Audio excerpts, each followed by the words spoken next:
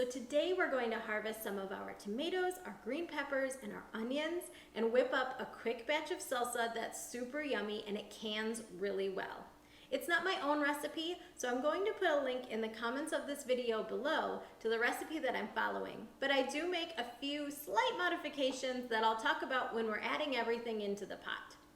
You can eat this fresh from the kettle, but if you do want to can and you're following along, make sure that you have some basic canning tools ready.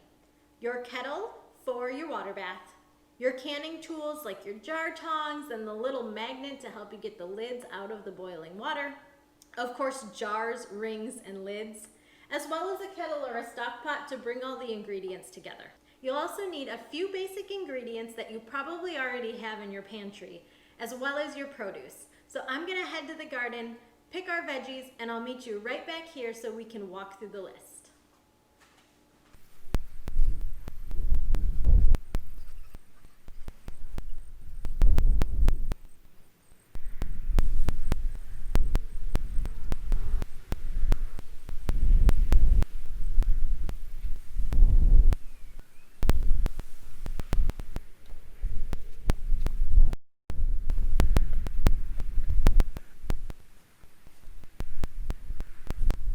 We're back from the garden and I have everything prepped, and the next thing we do is literally toss everything in the pot. So here's what you need. 10 cups of peeled, diced, and drained tomatoes. And for me, the draining is the most important part. I like a thick, chunky salsa, so I really squeeze my tomatoes and try to get out as much juice as I can. Bell peppers, onion, cilantro, minced garlic. Now this is where I make a slight modification. The recipe calls for 5 jalapenos, but I don't want my salsa to be super spicy. So I use 3 full Jew peppers, which kind of taste like a jalapeno, but they really have no heat. As well as 2 garden salsa peppers, which if you remember from my pickling video, are about the same as a jalapeno. Apple cider vinegar, ground cumin, ground black pepper, and canning or pickling salt. Now you can't replace your salt with, say, table salt. It has to be canning or pickling variety. Tomato sauce, tomato paste, which is actually optional if you want a thicker salsa, and I do, so I include it. And just a little sugar. If you're pulling a little cheat and using some canned diced tomatoes, you might want to omit the sugar, which is completely fine, because they tend to be a little sweeter right out of the can. That's it. We're just going to give this a stir, bring it to a boil, and once it boils, pop it down to a simmer for about 10 minutes, and we'll be ready to can.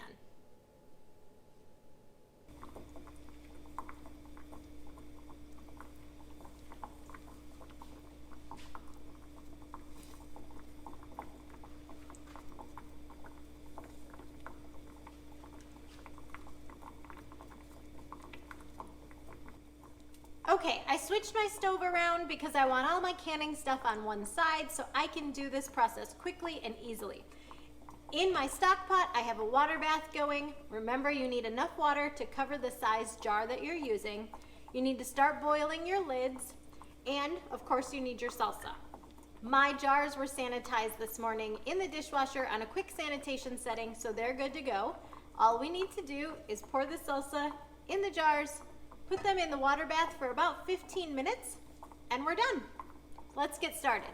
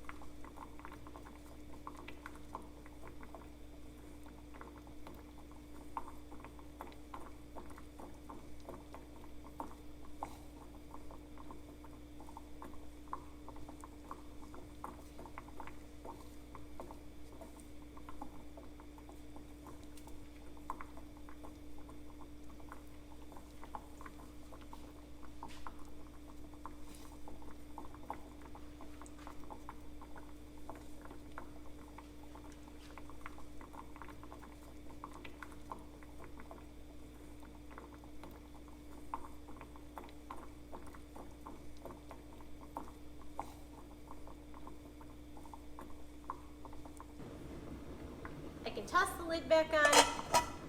Alexa, set a timer for 15 minutes.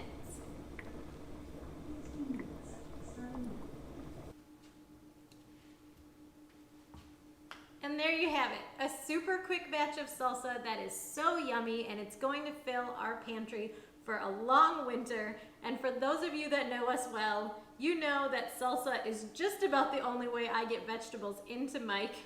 And when you saw our produce pick at the beginning of this video, I have way more veggies to deal with. So I'm gonna head back into the kitchen and make 2 or 3 more batches of this delicious salsa and stock up our pantry for the winter. Happy Tuesday, and I hope everybody has a great week.